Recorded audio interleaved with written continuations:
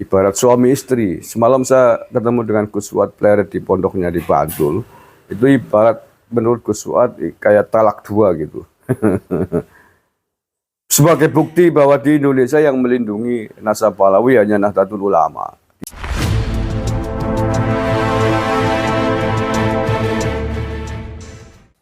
Nah, tentu saja kita sebagai Nahdliyin, pengikut Nahdlatul Ulama, baik yang struktural maupun yang kultural, kewajiban pertama itu adalah mentaati apa yang telah menjadi keputusan PBNU gitu, melalui ketua umum yaitu Gus Yahya Khalil Stakuf untuk periode sekarang.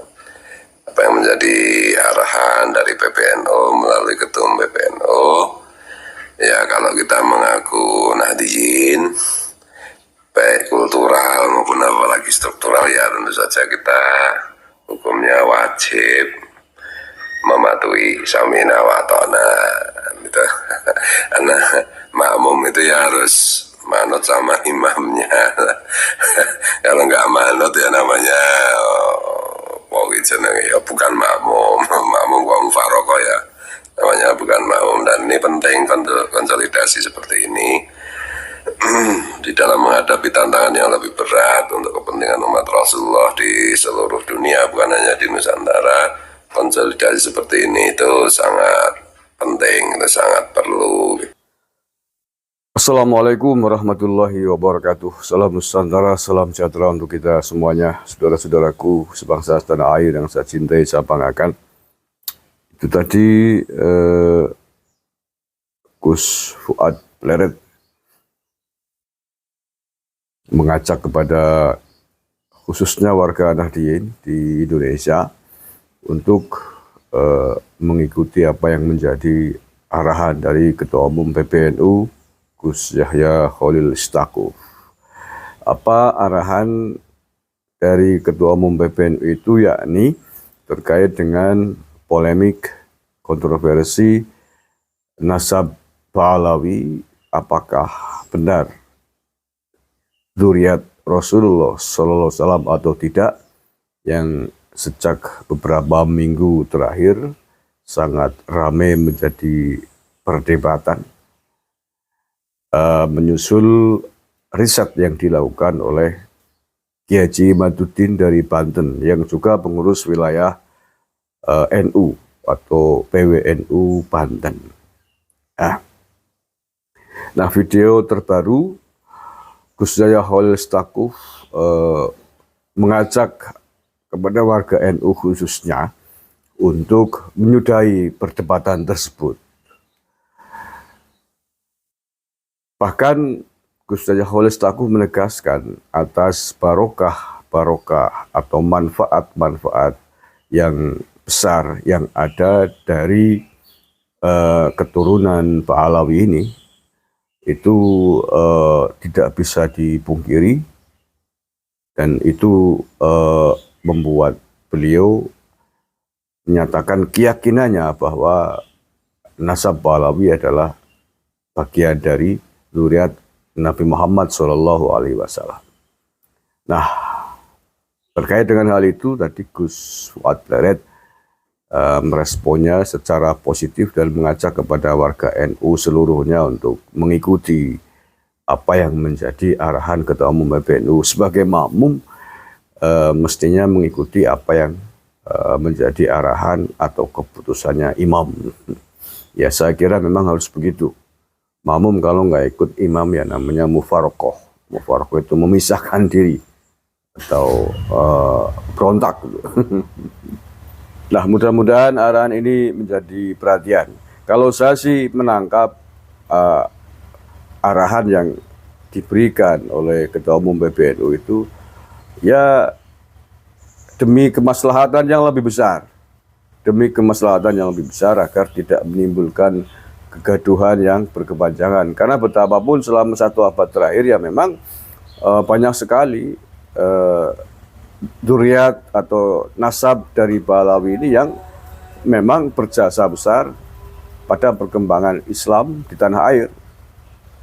kalaupun ada beberapa oknum dari Nasabalawi yang kontroversi, yang kerap menimbulkan kegaduhan, itu kan oknum, tidak seluruhnya gitu. Ya contohnya, saya sendiri punya guru, Habib Lutfi bin Yahya Pekalongan, guru saya. Beliau ulama yang karismatik dan diakui keulamaannya. Beliau adalah sosok istimewa, sosok ahlul kasaf, sosok wali.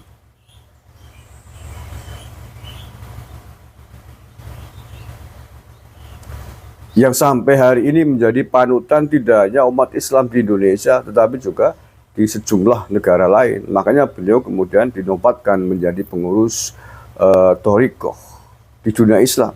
Bukan hanya di Indonesia, bukannya presiden Thorikoh di Indonesia, tetapi presiden Thorikoh di dunia, Habib Lutfi.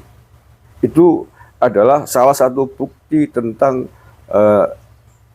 zuriat Pahlawi, menjadi berkah tersendiri bagi bangsa dan negara ini. Walaupun tadi kita juga tidak menutup kemungkinan ada bagian dari zuriat Pahlawi ini yang kerap menimbulkan persoalan di tanah air ini. Persoalan kegaduhan, persoalan hukum, dan lain sebagainya. Akan tetapi bahwa ini adalah Indonesia. Indonesia memiliki aturan hukum yang berlaku di Indonesia. Lepas dari kontroversi apakah benar Pak Alawi ini bagian dari zuriat Nabi atau bukan, dalam konteks negara hukum, ya siapapun tidak ada yang bebas dari hukum. Hukum berlaku bagi seluruh warga negara Indonesia, apapun nasabnya, apapun status sosial, apapun jabatannya, baik menteri, anggota DPR, Habib atau bukan. Kalau memang melanggar hukum, ya ada aturan penegakan hukum yang harus ditaati bersama. Itu agar adil ya. Jadi jangan mentang-mentang kemudian merasa sebagai habaib, merasa sebagai habib, berlaku seenaknya melanggar hukum, ya tidak boleh. Karena hukum berlaku bagi siapapun. Dan itu sudah dibuktikan oleh aparat hukum kita. Ada beberapa oknum habib yang dipenjara. Itu artinya bahwa siapapun di Indonesia tidak kebal hukum. Kalau memang melanggar hukum, walaupun itu habib, walaupun itu Nabi di Indonesia, melanggar hukum, ya tetap ada aturan hukum, ada sanksi hukum yang harus ditaati oleh semuanya.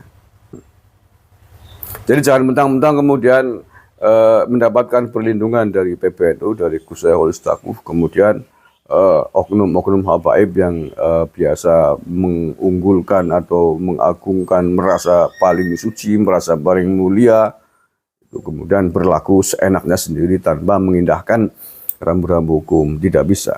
Hukum tetap berlaku bagi siapapun di tanah air ini. Dan itu sudah dibuktikan. Bahkan terhadap jenderal kepolisian sekalipun. Kita kan tahu kan, Jenderal Sambo, polisinya polisi, mantan Kadif Propam juga divonis hukuman mati.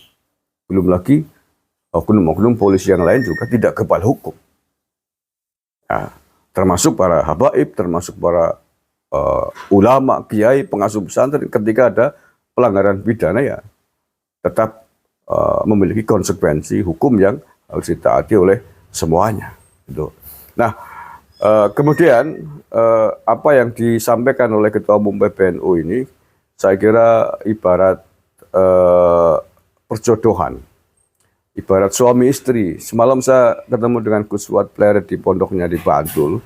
Itu ibarat menurut Gus Fuad kayak talak dua gitu.